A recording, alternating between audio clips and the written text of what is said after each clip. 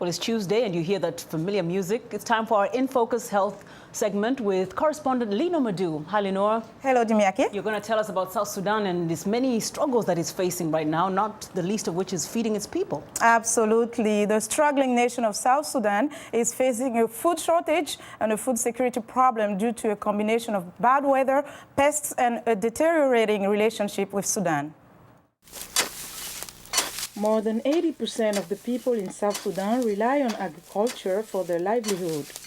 The key crops are sorghum and millet. But the last harvest season yielded almost no crops due to very weak rains, increasing the cases of malnutrition among children because of the poor diet. 38-year-old Anorina Kabaka has 9 children, and she depends on a local clinic for plumpinat, a high-energy peanut-based paste used to treat acute malnutrition. Her 3-year-old daughter is recovering from severe malnutrition. We eat 2 times a day. We cultivate in the garden. It's not enough to take care of these children. Sometimes we go and cut firewood and take it to the market to sell. In case we get some money, we buy food. This is what we do to take care of these children. We don't have anything else to do. To put food on the table, Kabaka picks tamarind fruit from a tree, which is to be used in a sorghum porridge she will prepare for her children. The United Nations Children's Fund has been working with the South Sudanese government to tackle malnutrition. Inpatient therapeutic feeding programs are underway across the country, but experts say the effects of malnutrition are compounded by the lack of exclusive breastfeeding of infants, which supplies essential nutrients in their diet. Rachel Awadia is Director for Nutrition at South Sudan Ministry of Health. So many children become malnourished because they don't have enough food varieties to eat. Farmers have been driven from their farms by fighting along the disputed border between Sudan and South Sudan. And local officials are warning that the next harvest is likely to be only 20% of a normal harvest, leaving most of the population to depend on foreign aid. At the Torrid Civil Hospital, doctors are struggling to cope with the large numbers of children who are suffering from malnutrition. When 4-year-old Suzanne Iguri arrived at the pediatric ward, her condition was already critical. I realized that there was something wrong with her when other children were walking, but she still couldn't. Much of South Sudan land is suitable for farming, particularly in the southwestern Greenbelt, but only 4% of the land is currently being farmed.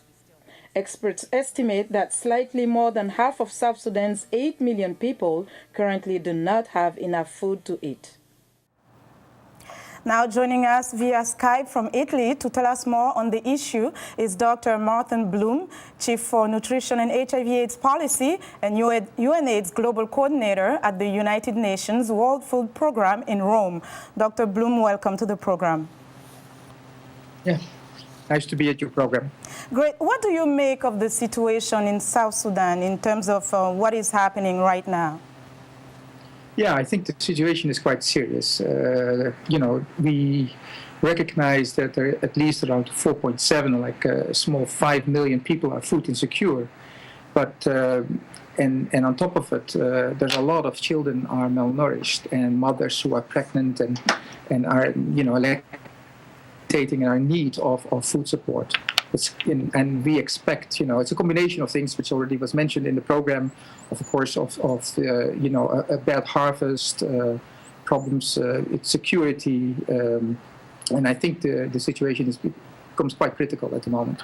Now, do we anticipate this situation to get worse or improve within the next year, considering it's a combination of reasons? Well, the situation doesn't look very good, but I think the expectations are that it could become even worse, yeah. And at the moment, for example... Oh, sorry. Okay. Go ahead, please. Go ahead. Yeah, at the moment, for example, we recognize that at least we need to feed 2.7 million people, which is quite a lot. And out of the 2.7 million people, we think that 500,000 are children and mothers who are vulnerable. As you know, WFP focuses... the first primary goal of us is actually saving lives, and by providing food to these vulnerable groups. And I think, but when we talk about children, we can't only talk about preventing mortality and saving lives. But we also have to think about the future of the children.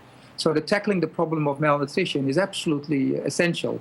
And as what UNICEF is doing, trying to focus on the most severely malnourished children, which is absolutely essential. But we also have to think about all these children who are moderate acute malnourished and are, even when you don't recognize, they have a lack of vitamins and minerals. And that also can lead to an increased risk of mortality. And quickly in 30 seconds, if a mother herself is malnourished, do you think that breastfeeding can help her child? Oh, breastfeeding is absolutely the minimum they have to do. But it's not enough after 6 months. The first 6 months, a child can live purely on exclusive breastfeeding. But after 6 months, the child needs extra vitamins and nutrients and proteins and energy. And that's why what we call the complementary feeding is also very essential. And very often these mothers, they don't have access to the right combination of food so that they can actually feed a young child, particularly between 6 months and 24 months. Okay, and that's all the time we have for today, Dr. Bloem. Thank you so much for joining us. Good. And that was Dr. Martin Bloem, Chief for Nutrition and HIV/AIDS Policy at the United Nations World Food Programme. Dimiake, back to you. Well, thank you so much for joining us today, Linord, with that very important information. And for our viewers, please be sure to watch for Linord Moudou every Tuesday and Thursday for the latest health news in Africa, right here on In Focus.